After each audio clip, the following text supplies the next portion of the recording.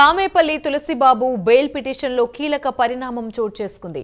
హైకోర్టులో Tulasibabu bail petition విచారణ నుండి న్యాయమూర్తి శ్రీనివాస్ రెడ్డి తప్పుకున్నారు. ఇటీవలే AP deputy speaker Raghurama Krishnam Raju custodial torture కేసులో తులసిబాబు అరెస్ట్ అయ్యారు. దీంతో హైకోర్టులో బెయిల్ కోరుతూ తులసిబాబు పిటిషన్ దాఖలు చేశారు. అయితే విచారణ నుండి న్యాయమూర్తి తప్పుకోవడంతో మరో బెంచ్కి బదిలీ చేయాలని నిర్ణయించింది. ఈ మేరకు ఈ నెల 17న విచారణ జరిగే అవకాశం ఉంది.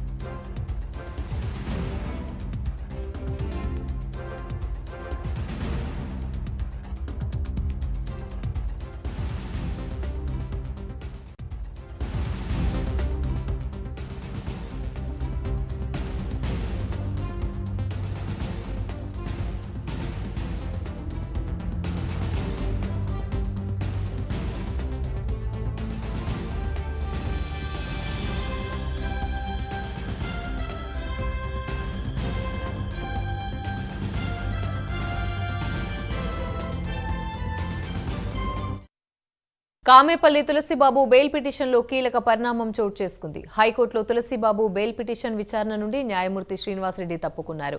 ఇటీవలే AP deputy speaker Raghurama Krishnam Raju custodial torture కేసులో తులసిబాబు అరెస్ట్ అయ్యారు. దీంతో హైకోర్టులో బెయిల్ కోరుతూ తులసిబాబు పిటిషన్ దాఖలు చేశారు. అయితే విచారణ నుండి న్యాయమూర్తి తప్పుకోవడంతో మరో బెంచ్కి బదిలీ చేయాలని నిర్ణయించింది. ఈ మేరకు ఈ నెల 17న విచారణ జరిగే అవకాశం ఉంది. ఇదే అంశానికి సంబంధించి మరిన్ని వివరాలు మా ప్రతినిధి శ్రీనివాస్ అందిస్తారు. శ్రీనివాస్. ఎస్ యామిని, ఏదైతే డిప్యూటీ స్పీకర్ ఉండి ఎమ్మెల్యే రఘురామకృష్ణరాజు కస్టోడియల్ టార్చర్ కేసులో ఒక కీలక పరిణామం చోటు చేసుకుని చెప్పుకోవచ్చు.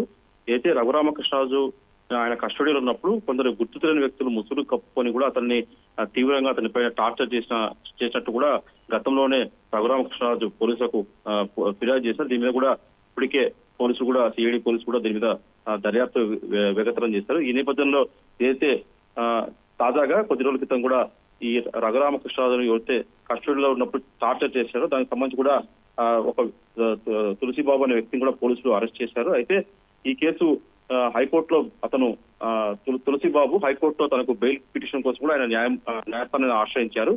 హైకోర్టులో ప్రస్తుతం ఈ పిటిషన్ హైకోర్టులో ముందు ఉంది.